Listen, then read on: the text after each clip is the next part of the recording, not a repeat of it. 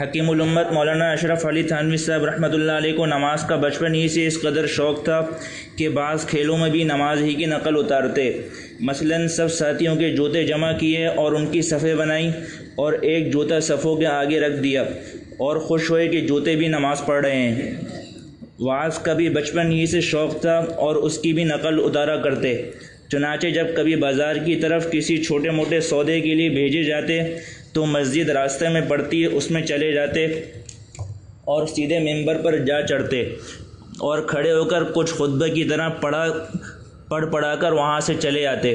چونکہ وہ نماز کا وقت نہ ہوتا تھا اس لیے مسجد میں تنہائی بھی ہوتی تھی۔ اس صورت میں کوئی دیکھنے والا تو ہوتا نہ تھا جس سے شرم آتی۔ خوب آزادی کے ساتھ خطبہ پڑھنے کے شوق کو پورا کرتے۔ گویا وعظ گوئی اور خطبہ خوانی کا حضرت والا کو بچپن ہی سے شوق تھا۔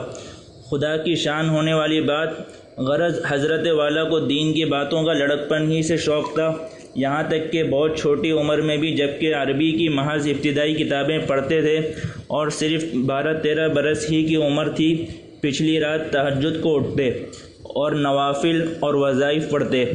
تائی صاحبہ بڑی محبت فرماتی تھیں، وہ منع بھی فرماتیں کہ بیٹے ابھی تیری عمر ہی کیا ہے، اور بہت کڑتیں، خاص طور سے جب سردی کے زمانے میں حضرت والا کو اس چھوٹی سی عمر میں پچھلی رات اٹھ کر وضو کرتے اور تہجد پڑھتے دیکھتی تو ان کا بہت جی کڑتا، اور بیچاری محبت کے بارے میں جب تک حضرت والا تہجد اور وظیفہ سے فارغ نہ ہو جاتے برابر بیٹھی جاگا کرتی۔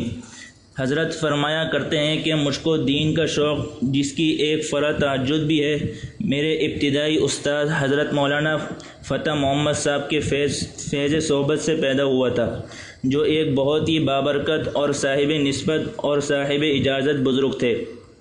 حضرت والا نے ہم عمر لڑکوں کے ساتھ نہ کھیلتے تھے کیونکہ ان کے برے افعال کا حضرت والا کو علم تھا، بس اپنی ہمشیرہ کے ساتھ گھر کے اندر ہی کھیلا کرتے۔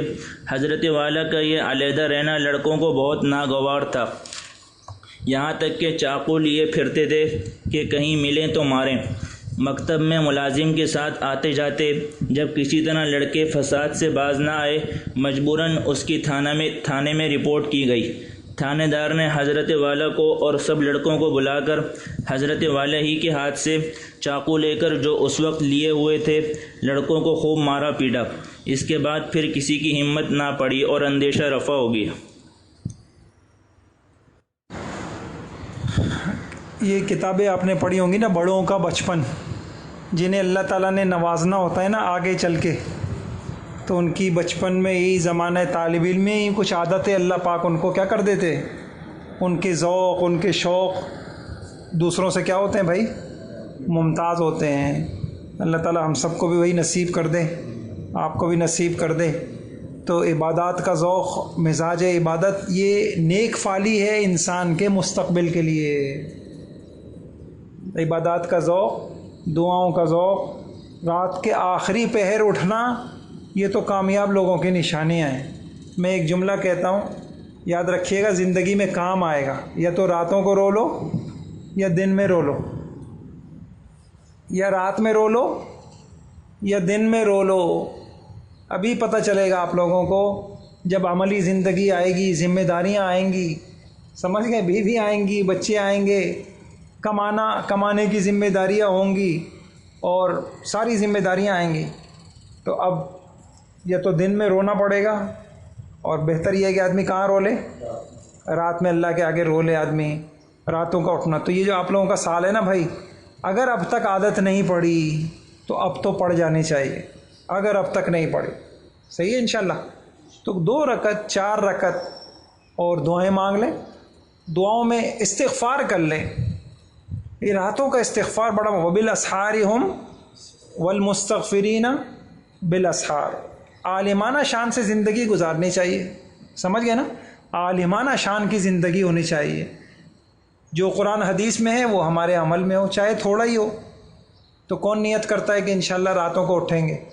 اور دیکھیے اب تو فرض ہے آپ لوگوں کے لیے، اب دیکھیں نا، ابھی آپ ہیں عجیب عجیب قسم کے وساوس آ رہے ہوں گے، جی فارغ ہو کے کیا کریں گے، کیا ہوگا، تو انشاءاللہ اچھا ہوگا، شرط یہ ہے کہ آپ کا تعلق اللہ سے اچھا ہو۔ واللہ یتولس، بولیں بس ختم بات. یہ آیت اتنا آپ کے لیے حوصلہ بڑھائے گی انشاءاللہ. واللہ یتولس صالحین، صالحین کا وہ متولی ہے. بس ہمیں کیا کرنا ہے، ہمارا کام ایک ہے، کوئی کسی کا متولی ہو جائے. اب تک آپ کے والدین آپ کے سارے اخراجات برداشت کر رہے ہیں تو آپ کو کوئی فکر ہوئی کپڑے کہاں سے آئیں گے، فلاں کہاں سے آئے گا، سفر کے اخراجات کہاں سے پورے ہوں گے، بیماری کے کوئی غم ہوا؟ سارے کریں گے جی، والد کریں گے. تو اگر اللہ کہہ رہا ہے کہ تم صالح بن جاؤ، بس پھر میں تمہارا متولی ہوں. میں تمہارا کون ہوں؟ اللہ تعالیٰ مجھے بھی توفیق دے. اور دیکھو ایک عجیب بات ہے اللہ نے ابھی سجھائی ہے، سمجھ لیجئے گا.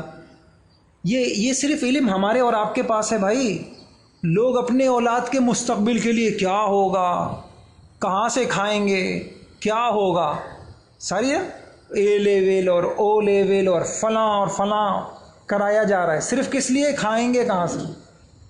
تو بھائی کوئی یہ بھی تو دیکھے قرآن میں اللہ نے کیا کہا ہے.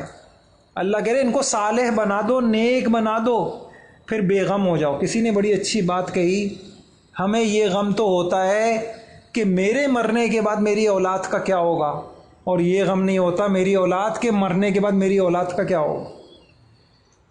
میری اولاد کے مرنے کے بعد سوچیں ہی غلط ہو گئیں، سوچیں ہی غلط ہو گئیں. اللہ مجھے بھی توفیق دے بھائی، آپ کو بھی توفیق عطا فرمائے. خود صالح بن جاؤ اور انشاءاللہ اولاد صالح ہوگی. اولاد صالح ہوگی، ان کا مستقبل بھی اللہ پاک نے اپنے ذمے میں لے لیا.